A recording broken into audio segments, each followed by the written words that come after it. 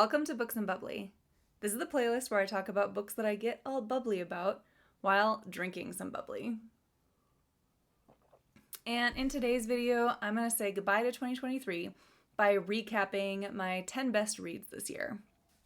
So coming in at number 1, we have The Party Crasher by Sophie Kinsella. And I've done an entire Books and Bubbly video on this, as well as reviewed it in, I want to say it was the June reading. It was the June reading room because I read it because I really wanted my birthday month to end on a high note, and this did just that. Now, I will say I am a huge Sophie Kinsella stan. I have loved so many of her quirky heroines, like Becky Bloomwood and Lara Langton. I just love her sense of humor, and even I can admit some of the shopaholic books kind of jumped the shark in later installments, though I do think the Christmas one is more in line with the Becky that I love and adore. I do have a recent Books and Bubbly video on that book as well. But I do think also some of Kinsella's other books just didn't have the same spark as Shopaholic and one of my other favorites from her, 20s Girl. But I really loved The Party Crasher. I will say that if you know you do not like Becky Bloomwood or somewhat feckless and frivolous characters that do have hearts of gold, you may not like The Party Crasher, as Effie is your stereotypical Kinsella main character, and I could see her rubbing some readers the wrong way, but I really enjoyed being in her story, though there are some things she did that felt a bit forced to make the story happen or make it funnier, but I also don't care. I really liked it. I thought it had the right balance of humor, zany situations and misadventures, and intriguing character development. It's just such an entertaining story about growing up, moving on, and understanding that things aren't always what they seem. You can't spend time clinging to the rose-tinted past and ignoring what's real and what's happening now. I also really liked Effie's relationship with her sister, Bean, and her brother, Gus, who are both also going through their own arcs. Effie is able to help them out, and they're able to help her along the way, too. I rated this 4.5 out of 5 stars, as I had a lot of fun with this. I liked the emotional stuff that was happening underneath the party plot, and I will continue to be a Kinsella stan. If you like her classic stuff, you'll probably also like this. If you're looking for a funny, somewhat ridiculous, and easy to read book, I would definitely recommend this going into 2024. Alright, so next up we have got The Broken Girls by Simone St. James. This was my third read by St. James. I really enjoyed The Sundown Motel when I first read it. Didn't really like the Book of Cold Cases, but really liked this, and then read The Haunting of Maddie Clare, which I also really liked. And this one was fantastic. The haunted boarding school setting was just so cool. I felt so immersed in the gothic setting, and I really could see Idlewild Hall. I really think St. James writes atmosphere really well and does haunted stories so well when she really commits. That was one criticism I had of the Book of Cold Cases. It was a ghost story, but also not. Like, I was creeped out by the paranormal things happening in The Broken Girls, and it's a legit ghost. I was here for it. I also like that St. James can walk the line of multiple genres and pull them all together. We've got a thriller, a ghost story, and a murder mystery with some World War II history thrown in, and it all works. It plays really nicely together. This truly was a book that I could not put down, and it was just so captivating, and the pace was well done, and there were a lot of really well-timed reveals before switching back to a different point in the timeline. I simply had to keep reading to keep the puzzle pieces coming together. I also really liked our main character, Fiona, and I could understand her pain and anger and her inability to move on from losing Deb. That said, I did struggle a little bit with the catalyst in this book and Fiona's initial motivation before she starts researching our titular Broken Girls. She believes the man who killed Deb has been convicted and is in prison, but she still can't move on. Why? It was a small thing, but it did make me question Fiona and her motivations a little bit, but, the plot's got a plot, so we gotta get the story moving somehow. I did read some reviews that said that they didn't really like Fiona or her romance story that's in there, that it wasn't needed. And I can understand that, but I do think it worked well here. It fleshed out Fiona's character and provides one area of her life where she can move on while learning to let go of the past. I do think the 1950s characters were well done, and each girl was very distinct, even though they were all like good and loyal friends.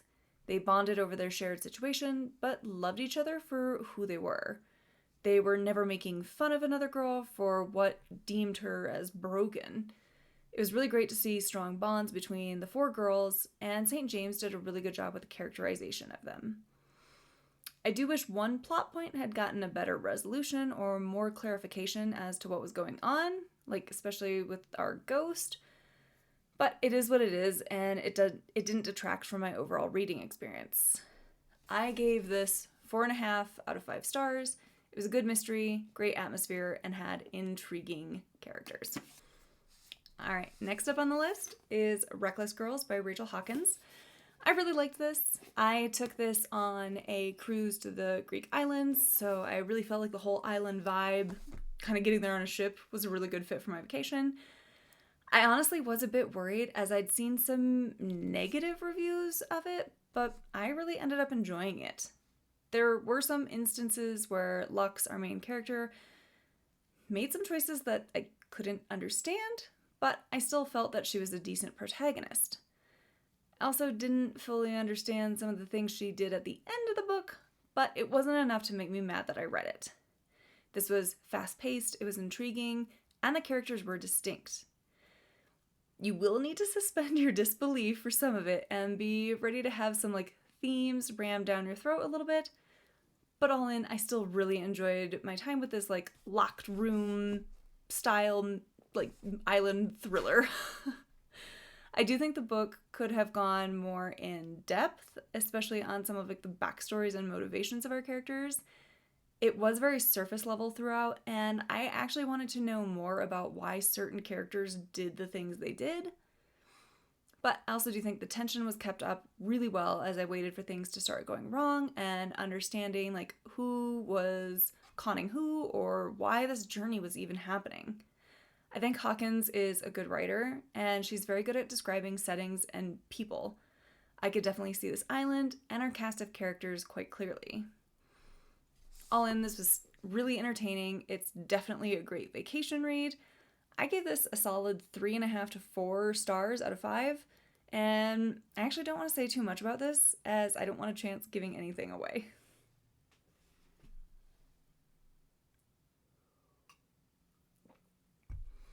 All right, next up on the list, we have What Lies in the Woods by Kate Alice Marshall. And oh my god, I loved this. So, funnily enough for me, I felt the main character and the other cast of characters actually read like adults for once. And then I saw a bunch of reviews saying that they felt this really skewed YA. I had a good laugh as I am typically the first person to be like, what, are these characters teenagers? Not this time. I actually thought they read as adults. So it's just kind of funny the different perspectives that we have on it, because again, I thought they read age appropriate. But I had to tear through this book. Now, I didn't stay up until 3 a.m. as I have done with reading other thrillers, but this one really kept me eager to turn the page and get right back into it. I liked the fast pace, the twists and the turns the plot took, and the gritty realness of Naomi using her scars to disarm people and kind of take back some power in her interpersonal relationships. The woodsy setting was used very well here. It felt magical and childish, but also kind of terrifying. The atmosphere was just really well done. Good job, Ms. Marshall. I also have to say that the twists were well paced and never felt super over the top or unrealistic with the story that we were presented with. I gave this 4 out of 5 stars quite easily. All right, next up is When the Night Bells Ring by Jo Kaplan. And I got this in my Twisted Retreat box, so I knew I was in for a spooky, scary read. And I really liked this. It had a great mix of horror, bloody action, and this real sense of what the hell is happening? The spooky atmosphere just really brings you in and really works for the story. And it's quite a unique setup. the world is dying and there are these beings that can probably survive this better than humans can. And it just really makes you question, like, what would you do to survive? There were two things that I didn't love as much, in the fact that the middle got really muddled and slowed down quite a bit, like we see with quite a few books. And I also think the ending was a little abrupt for my taste, and we never got a definitive answer as to, like, what the creatures were. So just based on the cover and, like, the bats and cryptic hints, I'm gonna guess we're going with vampires here. But they weren't like other fictional vampires, and again, I don't think we ever actually got, like, a true, like, yeah, this is what's going on. Like, it's kind of just up to you to figure out. But overall, I really enjoyed this. It kept my interest throughout the reading experience. I wanted to see how there's two stories kind of happening at the same time. I really wanted to see how they converged. I wanted to figure out what was going on. I really liked it, and I liked it so much that I have had Kaplan, one of her other books, on my, like, I'm looking for it every time I go to a Barnes & Noble or anytime I get an email from the book outlet. Really want to pick up her work, as I really enjoyed her writing style and want to give her another try. It's, what is that book? Oh, It Will Just Be Us. That's the other book that I really want to check out from her. I thought she has a really unique writing style, and her ability to weave tension into the scenes was fantastic. So if you're looking for, like, a fun horror story that's kind of set in the Old West, this is great. Just, I hope you're not claustrophobic, because there's some scenes where it's, ooh.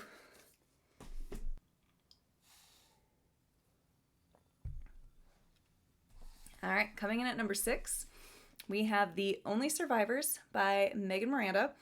And this was my April Book of the Month pick, and I think this was, like, one of the first books I did. Or maybe What Lies in the Woods was. I don't know, but Book of the Month. And Miranda is becoming a auto-buy go-to author for me. Even if I don't always love her twists, I still think her writing is fabulous, and it really pulls me into the story. I guess engrossing would be a really good word to describe her work. And I read this in 2 days because it was so hard to put down. Again, I'll say this is typical Miranda writing, in that the setting is pretty much a character itself, and her descriptions of everything are very well done. I could imagine the beach house, I could see the other characters, I could feel the sense of, like, who's really guilty here. I also feel like the twists worked really well in the story and did not just come out of left field. Wait, let me rephrase that. Most of the twists work really well. There was one that I guess made sense, but also felt like it couldn't have happened no matter what that character felt of themselves. But all the other reveals worked for me. And moments like this is why I typically do spoiler reviews, but I'm going to do my best to forge on and not give too much away, because I think anyone should read this book. There are plenty of red herrings to distract you from the truth, though I did have my suspicions about a certain someone. I will say that it being a thriller, don't expect a ton of character development. Like, there's a pretty big cast of characters here, but they're distinct enough to be able to tell them apart, but we also don't really get to know anyone as well as we could. But I think that comes with the territory of it being a thriller. That said, I do still have a few lingering questions about the characters, and some events were a little too convenient for my taste, and sometimes the pace was a bit slower than it needed to be, but all in, I really enjoyed this read. Again, it's very much up Megan Miranda's alley in that it's familiar. She has a particular style and structure that she follows, but I still enjoy her work. There are some split timeline books that have really annoyed me. I know, what a surprise, me annoyed. But I think Miranda did something different with these peeks into the past by showing a different character's point of view. It was interesting to see those glimpses and then try to figure out what they meant in the current timeline. I'd recommend this as a plane read or vacation read, maybe not if you're going to the beach. I gave it a 3.5 to 4 out of 5 stars, as I had a lot of fun reading this, and of course, I'm going to be snapping up whatever Miranda publishes next. Alright, next up we have Don't Look For Me by Wendy Walker, and I love this. I have read a lot of Walker's books, and I really like her writing. And I was just so excited for this. I think her stories are well plotted, well paced, and she has a cast of interesting characters. I tore through this and finished this in like a day and a half because I was so, again, I guess engrossing must just be the drink word of this video because I was so engrossed in the story. The story does kind of have a bit of a, like, WTF, like, what is happening here? Why is this happening? The reveals came right when you needed them to, and the atmosphere was tense and kept me turning the pages as I just had to know where this was going, and I also thought the characters were also distinct and intriguing. They're easy to keep track of. This is a fabulous thriller, and one that actually meets the criteria of a thriller. I really loved this. It was the right amount of suspenseful, and the clues were dropped that actually make sense at the end, and people acted like people, not red herrings. Everything is just a bit sinister, and you don't know who to trust, and it was so great. That said, there were a few things that I didn't like, but they were very minor. The first one that comes to mind is a speech that's given during the climax that's a bit over the top and info dumpy. I get we need the explanation behind certain twists and reveals. It just didn't feel natural that this character, like, talked that way. Honestly, the ending and final reveal is what kept this from being a 5-star read for me. There's a twist that just doesn't really fit with everything else that's been set up and felt at odds with what we knew up to that point. I think the book would have had a stronger climax without a certain reveal, but I still really like the book. The other thing that started to jump out at me was Molly's repetition of the things that happened with her daughter Annie. I understand that would be on her mind and weighing on her, but I get it. I don't need it repeated every chapter. But I do think that is one thing that Walker does well in her work. She shows broken people, morally gray people, how our psychology changes and what we're willing to do to survive or to protect loved ones does change. We are complex, and so are her characters. Even the 9-year-old girl that Molly meets in this, is she just a child? Is she a victim? Or is she in on it and scary and dangerous in her own right? Does she want to inflict pain too?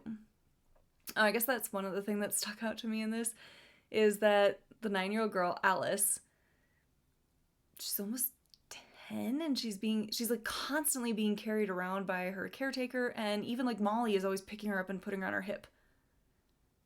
Is it just me, or are these characters freakishly strong to be carrying around a 9-year-old?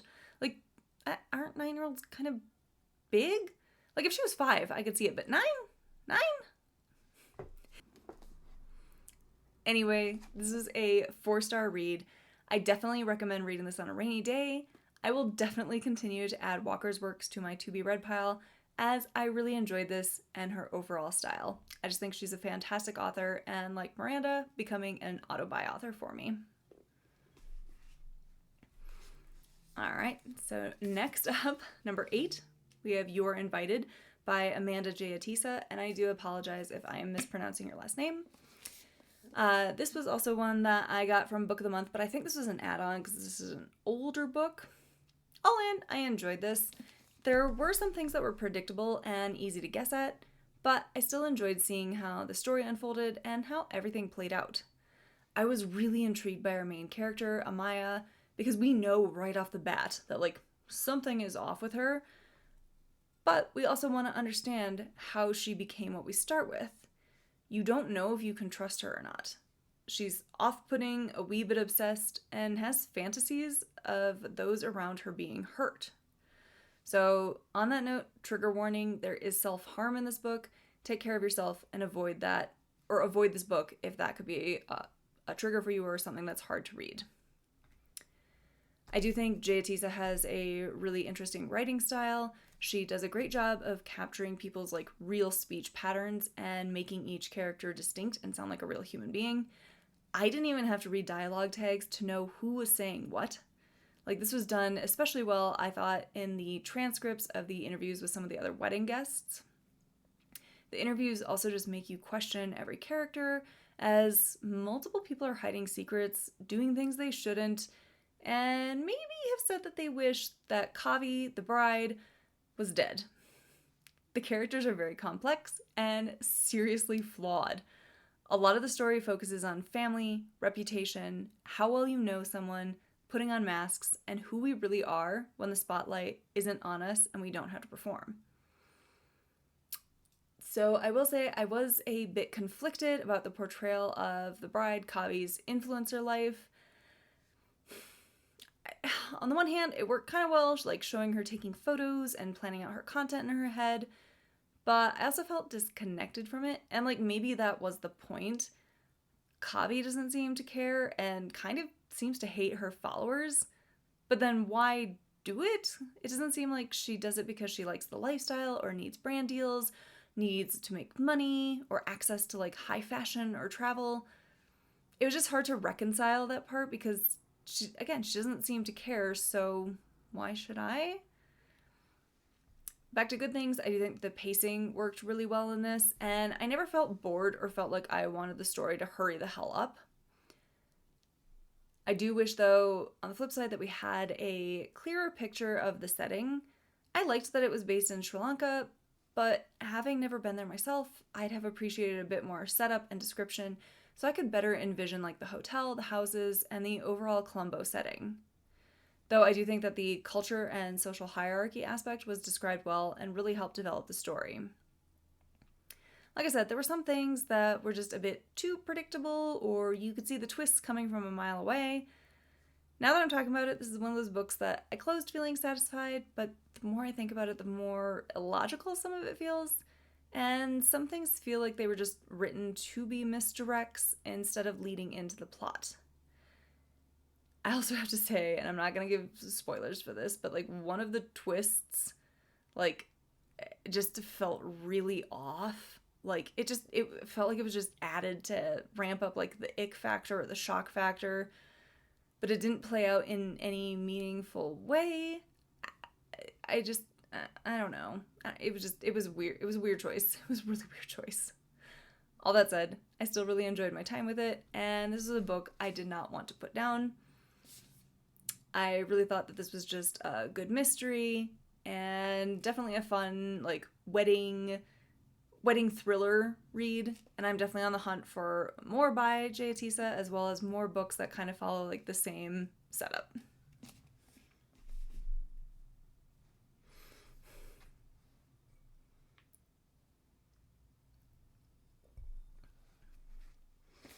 All right, coming in at number 9, we have All the Dangerous Things by Stacy Willingham.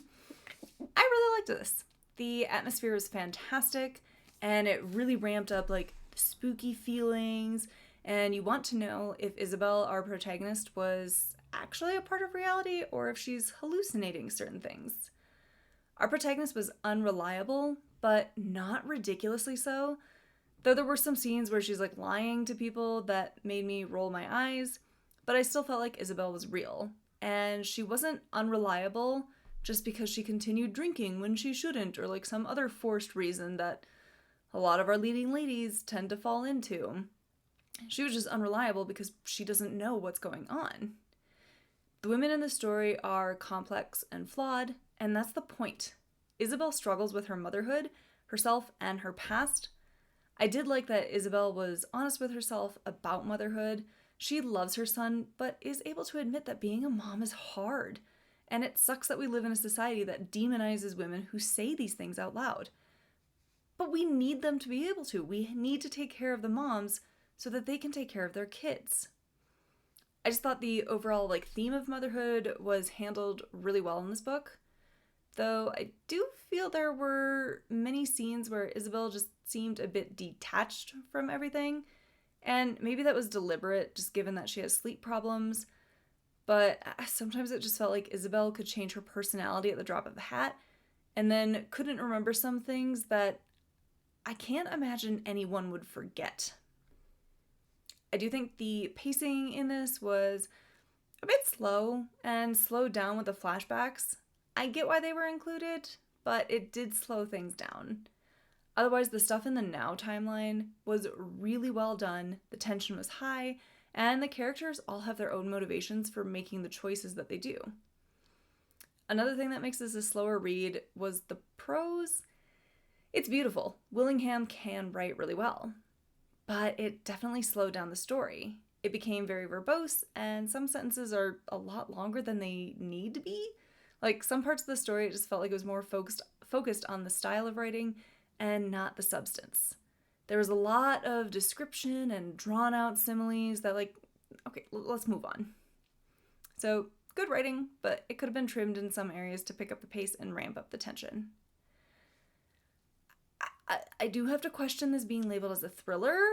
Like, again, shocker, me judging a book that falls into the thriller category. While it's tense and suspenseful, and we have a cast of characters that are being sneaky and nefarious, I also think this reads more as a mystery as we try to unravel what happened to Mason and what's happening to Isabel. The reveal of what was going on was very believable and worked with what had been set up in the story. We definitely got a resolution, but I do wish some things had been covered a bit more in length, as I still had some questions that needed answers. I wanted a better resolution on Isabel's sleeping situation, if I'm being perfectly honest. But I'm giving the book a pass, as it gave us answers to 99% of the questions.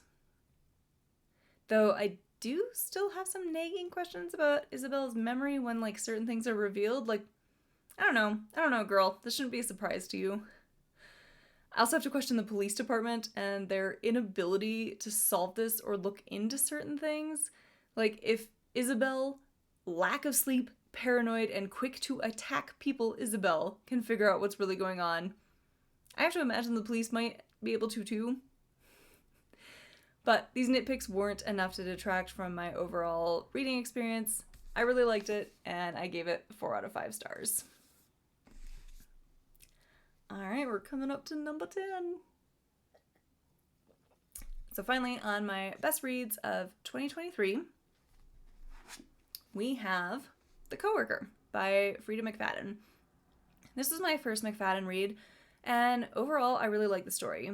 I was intrigued by it and curious to see which version of the story is true, as it's kind of told in 2 different points of view. It was very much what I would call a popcorn thriller, but I was here for it. I got my popcorn in the microwave. Let's go. It was bingeable and something that I was excited to pick back up. I did call 2 of the twists, but not a few of the others.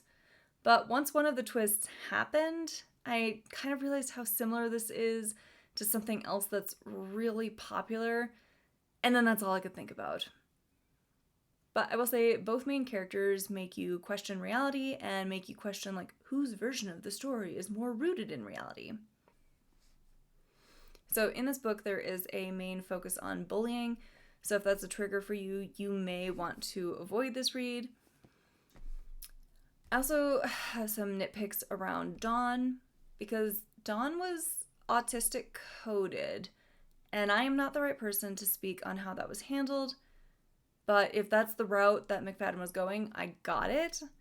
And I've seen some people saying that this aspect was handled poorly and that the author was making fun of people on the spectrum, and I've seen other reviews that said it was well represented. For me personally, I think the representation worked, and as for people making fun of Dawn, it was done to show the underlying theme of bullying.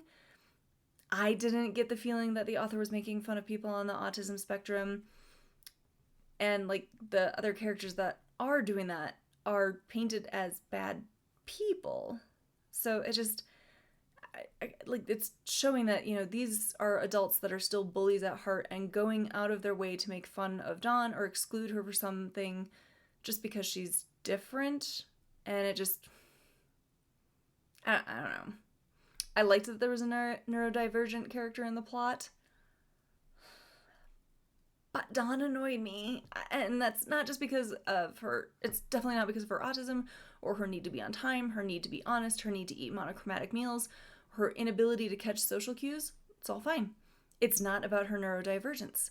She just annoyed me so much with some of her choices, her wishy-washiness, and just being a giant hypocrite. And her obsession with turtles. If I read the word turtle one more time, I was going to throw this out the window. I understand that turtles are her passion and she is fixated on them, but hearing about the turtles in the emails from other people, and just pretty much every page having a freaking turtle mention, it got to be a bit too much and too repetitive. Now, Natalie also had her low points, especially her constantly talking about earning or losing girlfriend or boyfriend points. Like, seriously? What? She's a grown-ass adult who is thinking of a point system with her partner.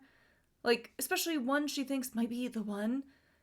If they're the one, you don't need to keep score. There were also some plot threads that I felt didn't get a resolution or explanation, but they were minor things. This is also a me thing, as I hate when stories are written in first-person point of view, and then the characters have to go out of their way to avoid certain topics or intentionally not think about things just to save the big reveal for the right time. It's annoying. If it can't be in their head, write in third person. That said, I still really enjoyed this. I gave it a solid 3.5 to 4 out of 5 stars. It was a good thriller, it had good twists, and it was a quick and compelling read.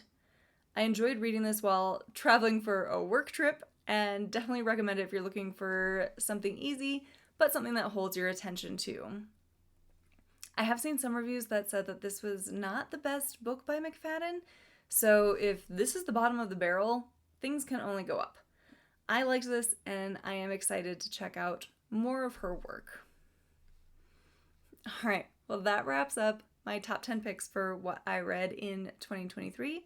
Please let me know if you read any of these and what you thought of them, or what I need to go out and get a copy of to go read in 2024.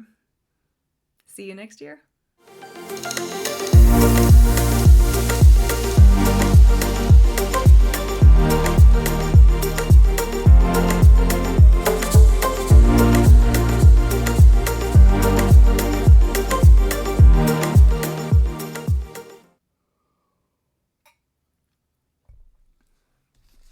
All right, next up we have When the Night Bells Ring by Jo Kaplan. I got this from my Twisted Retreat box, so I knew I was in for like a spooky, scary read. Sporky?